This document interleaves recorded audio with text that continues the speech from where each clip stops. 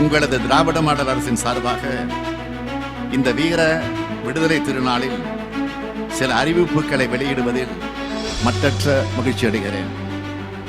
அரசு மருத்துவமனைகளை நாடி வரும் ஏழை எளியோருக்கு சிறப்பான சிகிச்சைகளும் தரமான மருந்துகளும் வழங்கப்பட்டு வருகின்றன. இந்நிலையில் தனியார் மருத்துவமனையில் சிகிச்சை பெறும் நடுத்தர குடும்பங்கள் தங்களுக்கு தேவையான மருந்துகளை அதிக விலை கொடுத்து வாங்க வேண்டியுள்ளது. நீரிழிவு, இரத்த அழுத்தம் போன்ற நோய்களுக்கு தொடர்ந்து மருந்துகளை வாங்க வேண்டியுள்ளதால் இவர்களுக்கு அதிக செலவுகள் ஏற்படுகின்றன. இதற்கு தீர்வாக பொது பெயர் வகை ஜெனரிக் மருந்துகளையும் பிற மருந்துகளையும் குறைந்த விலையில் இவர்களுக்கு கிடைக்கச் செய்யும் வகையில் முதல்வர் மருந்தகம் என்ற புதிய திட்டத்தை இந்த அரசு செயல்படுத்தும்.